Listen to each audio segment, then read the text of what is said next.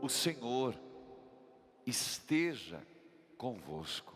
Ele está no meio de nós. Proclamação do Evangelho de Jesus Cristo, segundo João. Glória a vós, Senhor.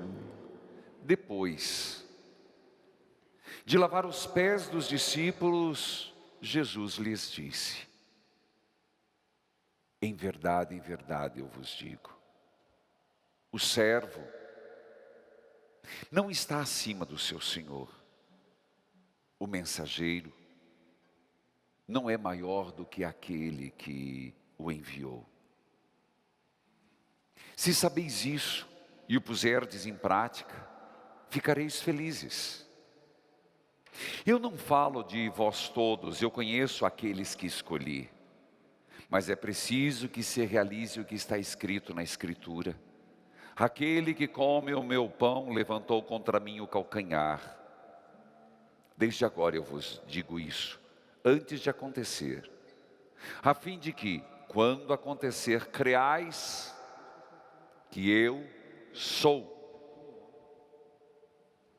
Em verdade vos digo, quem recebe aquele que eu enviar, me recebe a mim, e quem me recebe, recebe aquele que me enviou. Palavra da salvação. Glória a vós, Senhor. Que a palavra de Deus perdoe os nossos pecados. Amém. Filhos queridos, é quinta-feira eucarística, então vamos dizer: graças e louvores se deem a todo momento ao Santíssimo e Diviníssimo Sacramento. E, filhos amados, hoje o Evangelho nos faz voltar. Hoje é quinta-feira eucarística, e a providência divina nos faz voltar pelo Evangelho ao momento da instituição da Eucaristia, sem qualquer forçar a palavra. Sabe por quê? Você prestou atenção como é que começou o Evangelho? Depois de lavar os pés dos discípulos, Jesus lhes disse. Quando foi que nosso Senhor lavou os pés dos discípulos? Numa quinta-feira. Na quinta-feira, na última ceia. Jesus erguendo-se na ceia, jarro e bacia tomou. É impressionante, esse ano não tivemos o rito do lava-pés, a pandemia. Mas é uma cerimônia impressionante a Quinta-feira Santa. Por quê? Porque é o dia em que se institui a Eucaristia, é o dia que se institui o sacerdócio, e no meio de toda essa alegria, Jesus se levanta e lava os pés. E hoje João nos faz lembrar isso. Primeiro, eu preciso explicar. João, o quarto evangelista, é o único que não narra a instituição da Eucaristia. Na hora que chega no momento de narrar a última janta, a última ceia, João fala do lava-pés. Por quê? Porque não era importante? Porque não era importante lembrar a ipsíssima verba Christi, a palavra do Senhor: tomai, comei, tomai, bebei? Não, não é isso. Imagina, João, o discípulo amado, João, aquele que reclinou a cabeça no ombro de Jesus na última ceia, é porque João quer mostrar que a Eucaristia e aquilo que nosso Senhor fez na ceia foi um serviço, uma doação por excelência. Ele não relata o tomar o pão, tomar o cálice, mas ele já narra as consequências da Eucaristia. Como que não, é assim. João pressupõe que todos lembrem como que foi a última ceia. João pressupõe isso, que foi tão bem representado pelo artista no Renascimento, clássica Santa Ceia, de Leonardo da Vinci, Michelangelo, perdão. Diz lá que Jesus estava, João reclinado, os apóstolos. Jesus pegou o pão. João sabe que todos têm claro isso. Por isso João já dá um segundo passo. Não que não tenha acontecido, aconteceu. No meio dessa despedida, Jesus toma uma atitude inusitada. Já era inusitado. Lembre de João capítulo 6, quando ele diz: a carne sou eu quem dou, o sangue é o meu.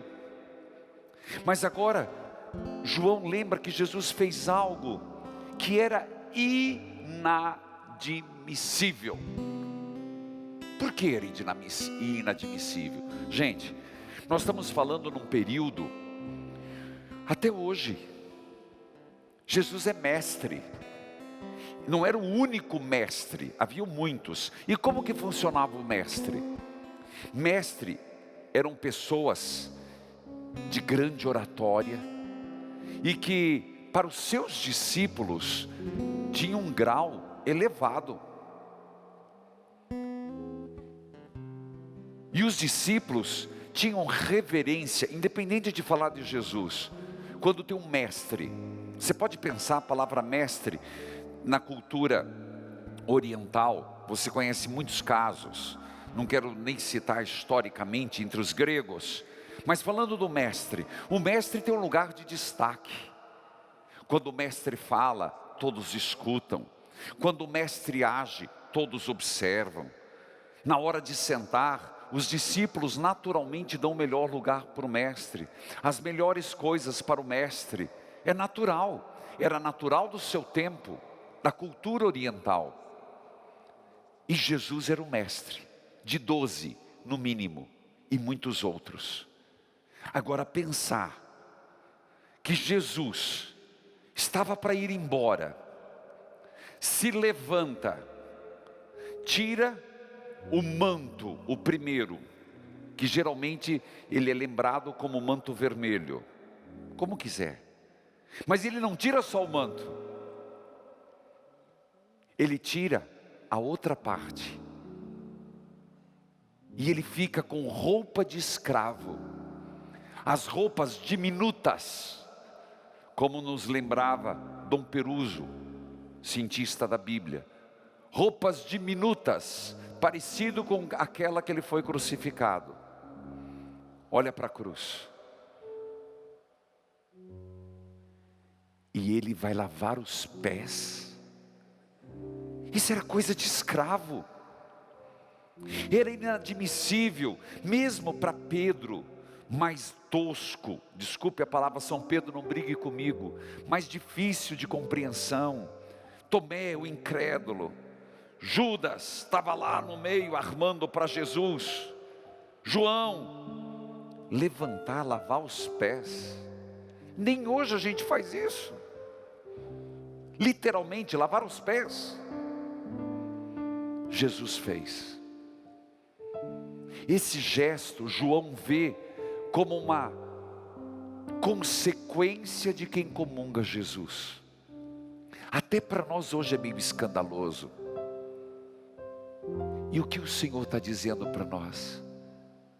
Filho, filha, dizendo para mim, padre, para você, se no momento você não está recebendo a Eucaristia presencial, mas está para os meios de comunicação, está fazendo a comunhão espiritual, que se nós querermos viver o sentido amplo da missa, eu procuro usar palavras que o povo usa, porque a Eucaristia é muito maior, mas a missa, necessariamente, temos que fazer o que Jesus fez, que era escândalo no seu tempo, escândalo para nós. Até Pedro se levanta e diz: Senhor, não, bote uma roupa, Senhor, olha a compostura, Senhor, o Senhor não é escravo, não me lavarás os pés.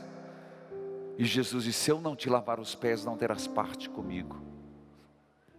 Meus irmãos, como nós estamos precisando desse lavar os pés. O que é esse lavar os pés dos outros? Eu diria que às vezes nós precisávamos fazer. Eu particularmente, nessa celebração da quinta-feira, eu vivo muito aquele momento de estar ajoelhado e lavar os pés. E faço isso com muito amor e um exercício. Porque não é um momento. É você, esposa, lavar os pés dos filhos, do marido. Esposo, lavar os pés da esposa. Que quer dizer se abrir ao amor e ao diálogo. Nós estamos muito bipolarizados. É isso ou aquilo. Parece que não existe mais a palavra e. Parece que é só ou isso ou aquilo, ou direita ou esquerda, ou a favor ou contra. A vida não é assim. Essa tensão, ninguém vive num cabo de guerra. Hoje eu atendi uma mulher no programa de rádio, e ela dizia: este ano estou completando 25 anos, bodas de prata. Mas meu marido é de um egoísmo tremendo. Vivemos cada um num canto. Me separo, largo os filhos. Eu dizia: não, filha, eu digo para você, você deve estar me acompanhando de Brasília, lavar os pés, os dois. Foi o que eu propus. Lavar os pés daqueles que estão com fome. Lavar os pés no pouco que podemos fazer para diminuir a dor de quem sofre. Meus irmãos, eu não estou dizendo que nós vamos resolver o problema do mundo inteiro, mas exatamente por acharmos que não vamos resolver o problema do mundo inteiro, a gente não resolve de ninguém. Está errado. Lavar os pés daqueles que estão perto. E nosso Senhor disse: ninguém é maior que o mestre. Todo mundo concorda. Então, se ele o fez, se João, o evangelista, já coloca no seu evangelho uma consequência da Eucaristia, como que nós estamos vivendo a Eucaristia? Um durante e um depois. Missa est. A missa terminou. O que a gente entende por missa est? A missão começou. Tantas intrigas, tanta briga, tanta discórdia. Nas quintas-feiras, exatamente na quinta eucarística, eu me propus a aprofundar um pouco mais sobre conhecer a Eucaristia. E semana passada eu fui até o sinal da cruz. Mas assim que terminou, o Susi me procurou, entrando para casa, e me perguntou do sinal da cruz. Eu quero dizer que o sinal da cruz nós fazemos com a mão direita, porque somos católicos. Ora, calma, não terminei. Nós fazemos em nome do Pai, do Filho, do Espírito Santo. Amém. Fazemos o sinal da cruz, a gente fala sinal da cruz. Então, ela é um sinal cristocêntrico no Cristo. Mas lembramos a Trindade. E significa: o Pai esteja na minha mente, o Filho em meu coração. E por que bipartido Espírito Santo? Espírito Santo nas minhas ações. Então, toda vez que nós fazemos o sinal da cruz, a nossa identidade cristã, católica, nós somos católicos. Um evangélico não faz o sinal da cruz, o católico faz. Primeiro, é no Cristo e na Trindade. Então, toda vez que você fazer o sinal da cruz, não é se espantar pernilongo nem muriçoca não, meu filho. Pai, Filho, Espírito Santo. Os ortodoxos apenas é uma questão de rito.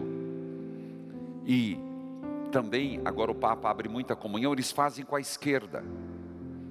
Perdão, fazem com a direita, mas eles fazem o contrário, em nome do Pai, do Filho, deste lado primeiro, depois desse. Isso é uma questão meramente histórica. Os dois são válidos.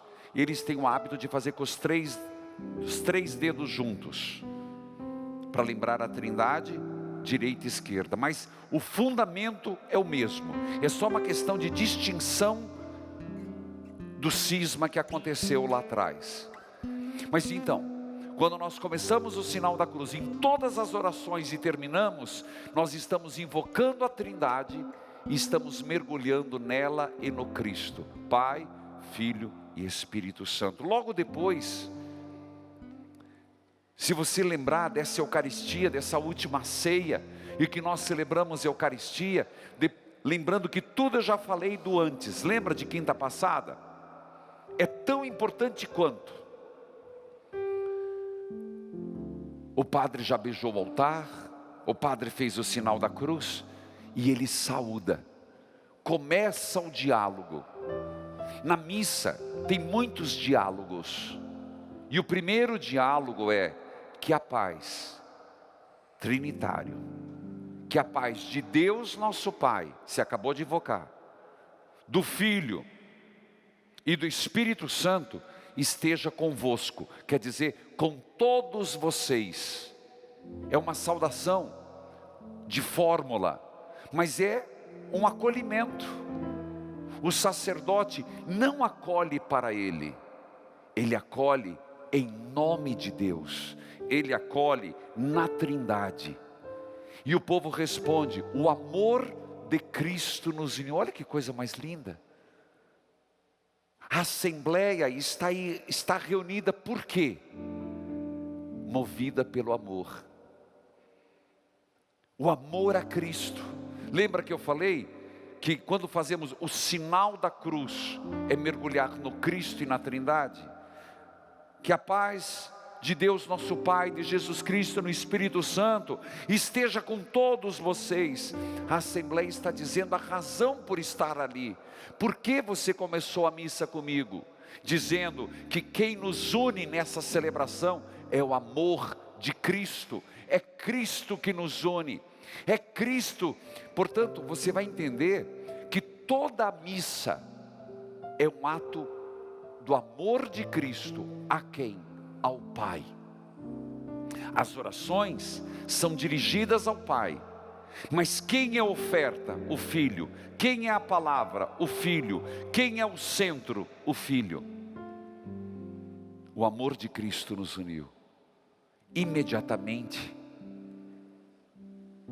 vem o ato penitencial. Ato penitencial. Ato de reconhecimento das falhas. Tudo que eu falo e tento explicar, eu sei que tem limitações. E eu diria, é uma forma de explicar, não é isso, é muito mais do que eu explico. Mas é como que a gente começando a missa, nós precisássemos reparar aquilo que está desconectado com Deus. Reparar as rupturas. Porque a graça vem. Eu falava que o lugar mais central na missa qual é? Nem é o sacrário. Durante a missa não. Tanto que o sacrário, quando eu assumi essa paróquia, era aqui. E foi transladado com muita dignidade para a capela lateral. Durante a missa não é o sacrário mais importante, é o altar. Então, é deste altar que emana graça. E emana, eu diria, é como uma fonte de água que vai banhando, vai chegando em todos os fiéis. Ora, mas se eu estou aqui, acompanhando a missa, e eu tenho um obstáculo nesse cano, eu tenho, a água vem, chega para um, chega para outro. Mas para mim não vai chegar. Por isso é o ato penitencial, que é desobstruir, que é fazer de novo uma conexão o quanto melhor para a graça de Deus vir em mim. Nesse ato penitencial, e você vê que começa imediatamente depois do sinal da cruz.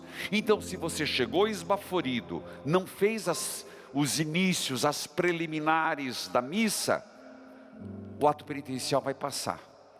E vai se resumir: Senhor, piedade, Deus, piedade, amor, piedade, acabou. Não, tem que ser autoconsciente. Por isso a primeira exortação do padre vem seguida de um breve silêncio.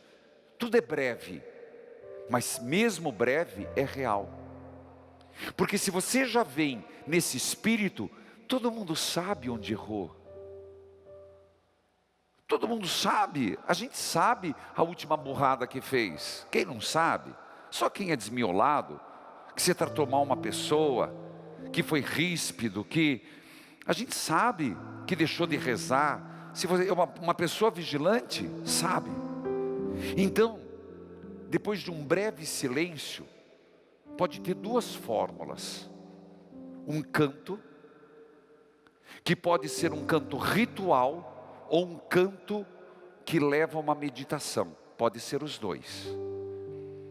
Por isso que esse canto, se ele for para levar a uma meditação, ele não precisa ter as três palavras: Kyrie, Senhor tem de piedade de nós; Cristo tem de piedade de nós; Senhor tem de piedade de nós. Não precisa. Mas aí necessariamente o padre tem que fazer essas três fórmulas. Outra opção é um canto que contenha o rito.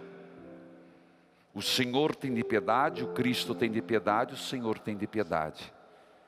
Se não é pelo canto, depois de um breve silêncio, para fazer essa conexão com Deus, para criar, porque meus irmãos, a missa é sempre graça, a missa é uma ação de graças, a missa é a oração mais forte, mas eu preciso estar conectado para receber a graça, eu preciso fazer um esforço, eu preciso ter uma disposição.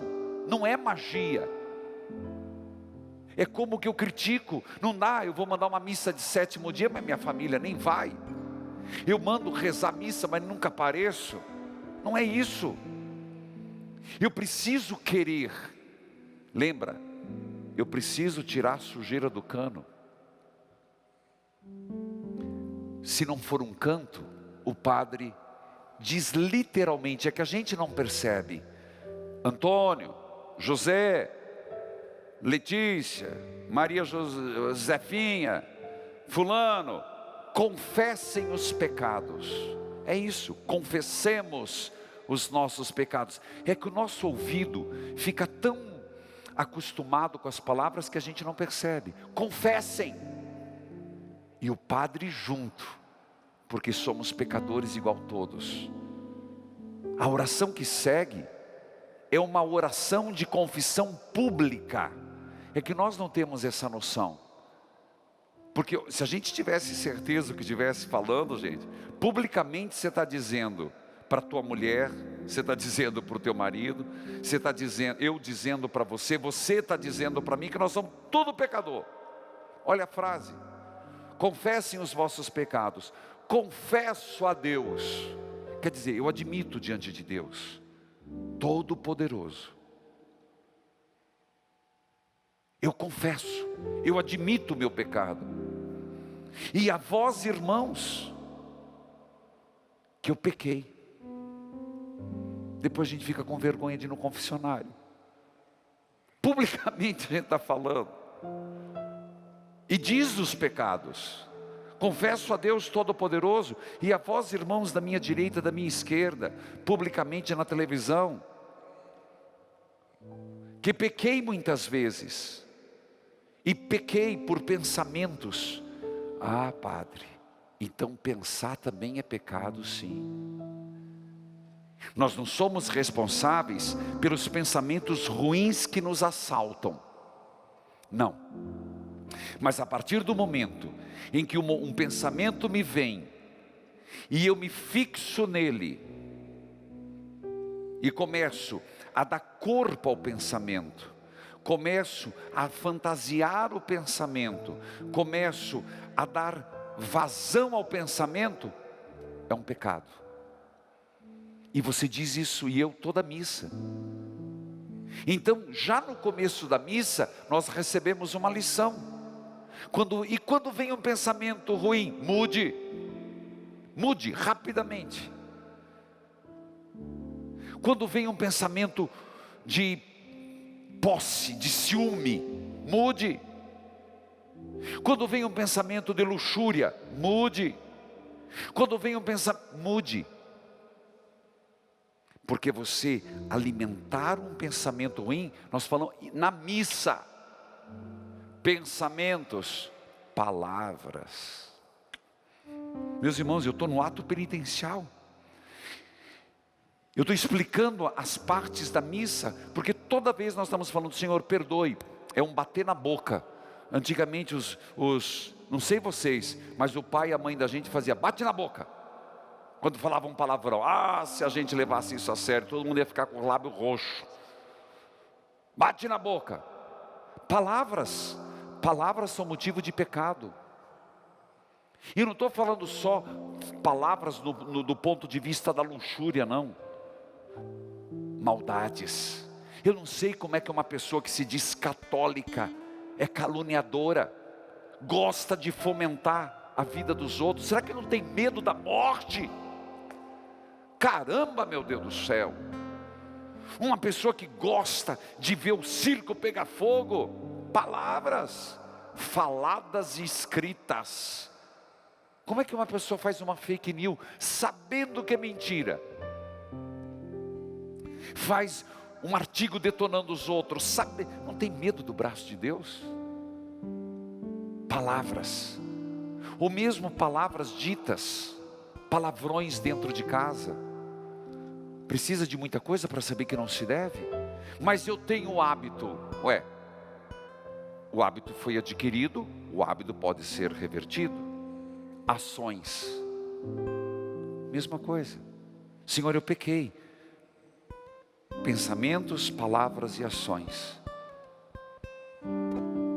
Eu confesso a Deus Todo-Poderoso e a vós, irmãos e irmãs, que eu pequei muitas vezes por pensamentos, palavras, atos e omissões. Você percebe que o ato penitencial mexe com todo o nosso?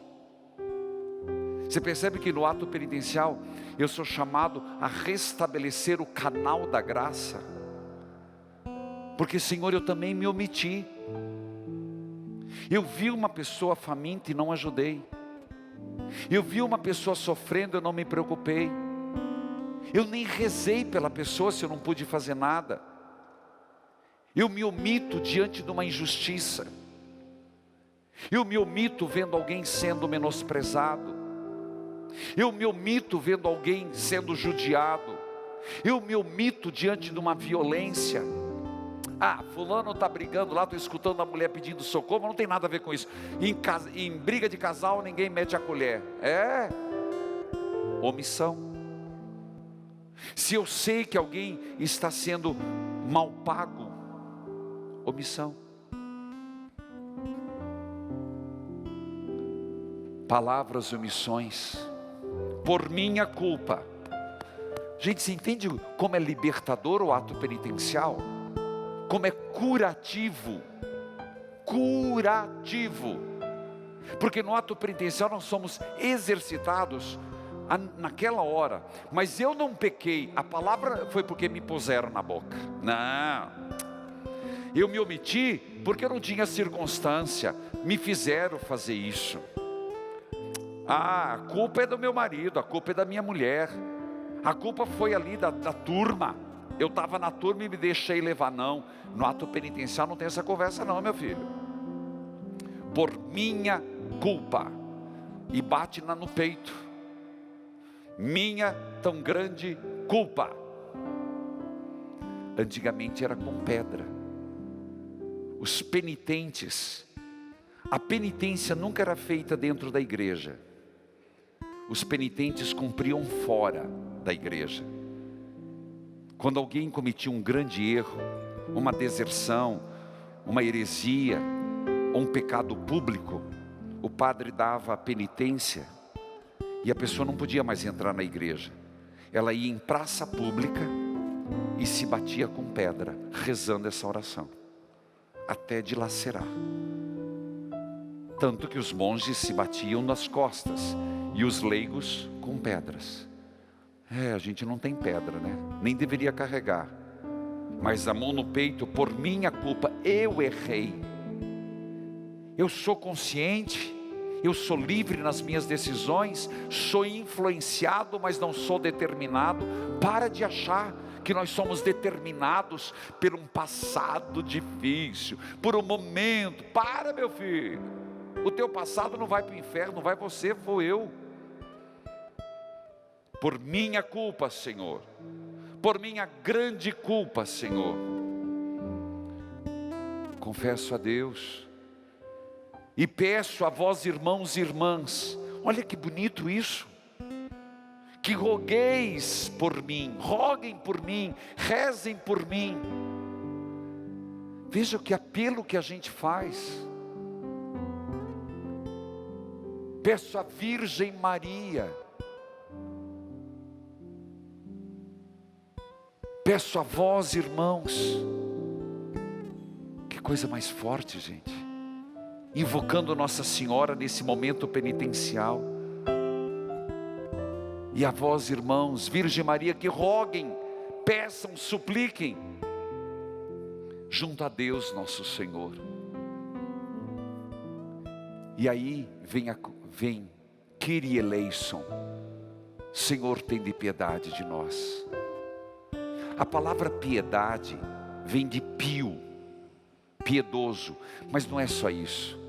Na palavra piedade, que é uma tradução também de misericórdia, é ao mesmo tempo dizer: Senhor, tem de piedade, tem de misericórdia, me salve, derrame o teu perdão.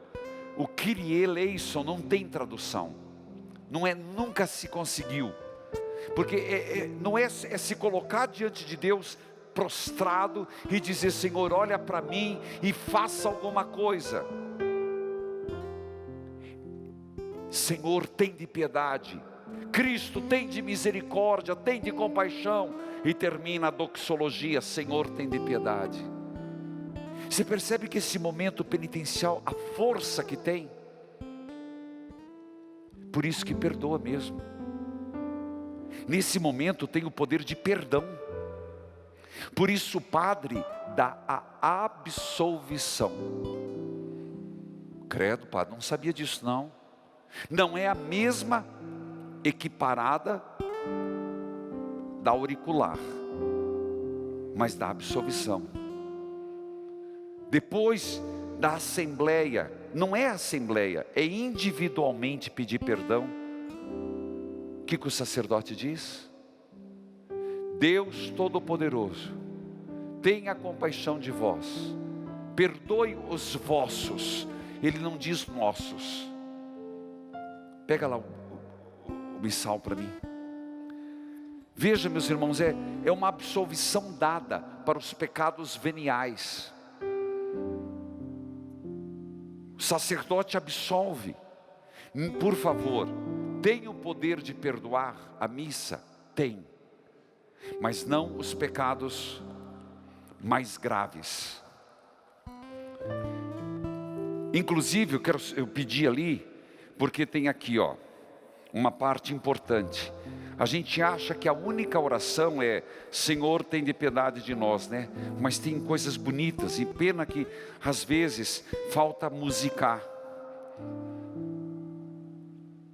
De coração contrito, aproximemo-nos do Deus Santo e Justo, para que tenha piedade dos pecadores. Tenha compaixão de nós, Senhor, porque somos pecadores. Manifestai a vossa misericórdia e dai-nos a vossa salvação. E aí o sacerdote se inclui e diz: Deus Todo-Poderoso, tenha compaixão de nós, perdoe, porque nós sacerdotes somos pecadores tal qual. É bem verdade que se um padre não estiver a menos que não esteja em comunhão, mas nem isso, em perigo de morte não, mas apesar do estado da graça do padre, pouco não influi nos méritos dos fiéis, porque naquela hora o padre age na pessoa do Cristo e não pelos seus méritos.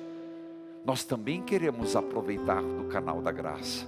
Repito esse pensamento: por mais que o estado da graça do sacerdote, por exemplo, se confessou ou não, se está em pecado ou não, não é isso que vai diminuir ou aumentar para o fiel, porque na hora da missa não são os méritos do padre que vale, mas o Cristo no padre que age. Porém, você não acha que nós também, como padres, queremos aproveitar os frutos da missa na nossa santificação?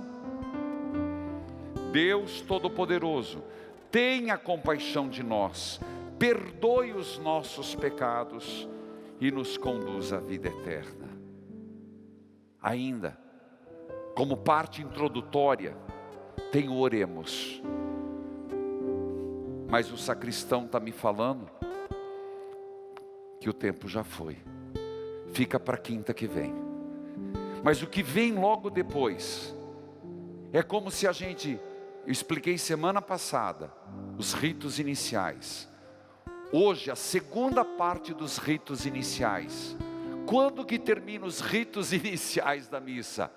Quando o padre diz, oremos, ou oremos.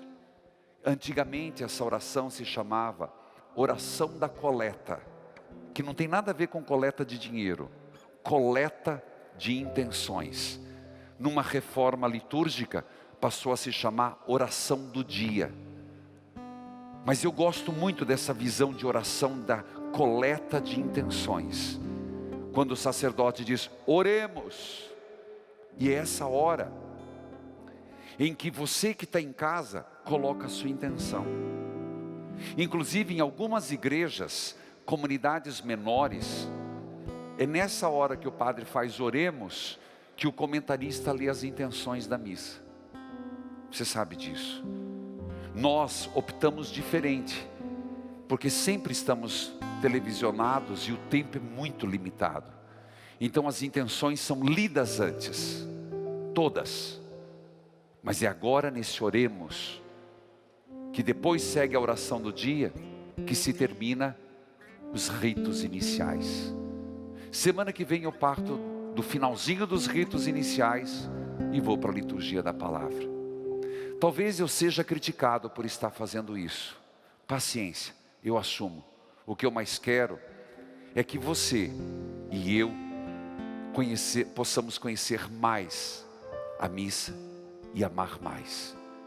E hoje, que cada um reflita, que momento tão válido é o ato penitencial, que às vezes a gente sapeca.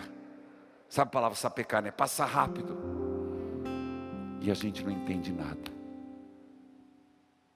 Que Deus nos ajude a amar mais a Eucaristia do Senhor. Amém.